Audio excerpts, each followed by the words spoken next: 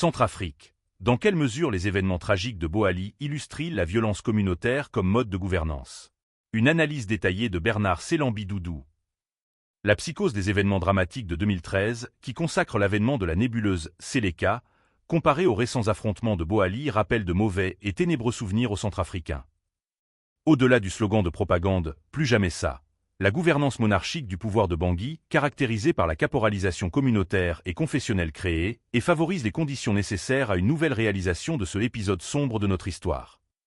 Il apparaît important de souligner que cette violence communautaire n'est pas exclusivement la résultante de la caporalisation communautaire et confessionnelle, mais tend à devenir un mode par excellence de gouvernance car le président de la République, qui est censé être le père de la nation, accorde plus d'importance et collabore étroitement sur le plan politique, socio-économique avec l'organe représentatif de la communauté musulmane que d'autres confessions religieuses.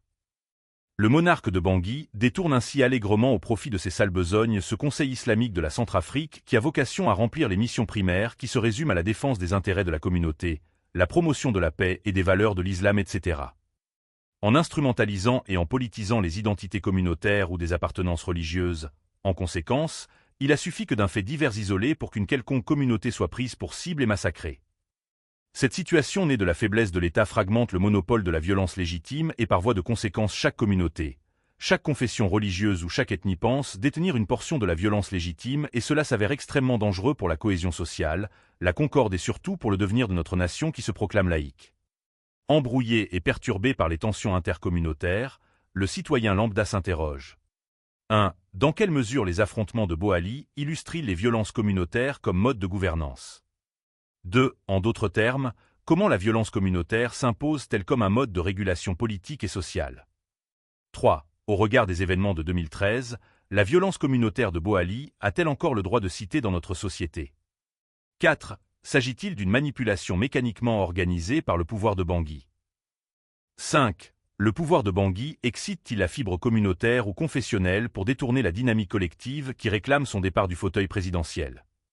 En tout état de cause, d'Amdafok à Boali et peut-être ailleurs dans les jours à venir, les signes avant-coureurs de déclin s'accumulent au point de devenir préoccupants car le pays s'embrase et agonise progressivement et résolument. La solution idoine à cette crise ne réside que dans une éventuelle transition politique consensuelle sans l'actuel président de la République. Ce nouveau contrat social a besoin d'écrire une nouvelle page de l'histoire avec de nouveaux acteurs politiques et avec un nouveau projet de société qui répondra aux aspirations du peuple souverain. C'est bien évidemment ce qu'a proposé le Rassemblement unitaire dans le cadre des consultations citoyennes sans exclusive pour une renaissance centrafricaine que je vous invite au passage à y adhérer massivement. En outre, nous adressons un message de réconfort républicain et patriotique à la sous-préfète et les autres en captivité, voire sacrifiés par le pouvoir de Bangui entre les mains des résistants azandais, qui sont eux aussi des Centrafricains dont le seul péché est de réclamer sa portion de droit dans la République. Nous vous rappelons qu'on ne gère pas un peuple sans pour autant lui rendre des comptes et sans lui expliquer comment on entend gère. Alors donnez des explications crédibles au peuple non seulement sur le phénomène des Wagner noirs qui n'ont aucun statut juridique dans la hiérarchie du haut commandement militaire qui torture et massacre une frange de population civile sans défense, mais aussi de s'expliquer sur la non-participation du président de la République qui n'est ni représenté au Forum africain de l'eau de N'Djamena au Tchad nonobstant une invitation officielle et formelle du pouvoir tchadien, sans oublier l'alerte de la Banque mondiale sur nos finances publiques qui ne dépendent que de la faveur de la communauté internationale. Il faut savoir que ce peuple hospitalier et souverain plongé artificiellement dans un profond sommeil onirique finira par se réveiller et se dressera bientôt comme un seul homme contre ce rêve funeste et illégal de troisième mandat. Cependant, les paisibles habitants de Limassa et par extension sur l'échelle de la République vous alertent que le chronomètre de fin de cycle est déclenché et que la fin de règne, de l'effondrement d'un régime construit sur de mensonges, des manipulations, de la pure démagogie est imminente. Monsieur le Président, n'attendez pas que les bruits de bottes, la sirène des morts, la huée populaire et la clameur de la rue vous poursuivent pour se rendre à l'évidence que le moment de libérer le fauteuil présidentiel est enfin arrivé. En outre, tout en oubliant le dialogue politique réclamé en vain, il apparaît judicieux et dès maintenant de démissionner avec honneur au risque d'être contraint par la force, Monsieur le Président, pour ouvrir la voie à une transition politique consensuelle afin de donner une ultime chance à la nation de se reconstruire non sur des cadavres ou des cendres du passé, mais sur de nouvelles bases saines. Mais attention, ne le dites à personne.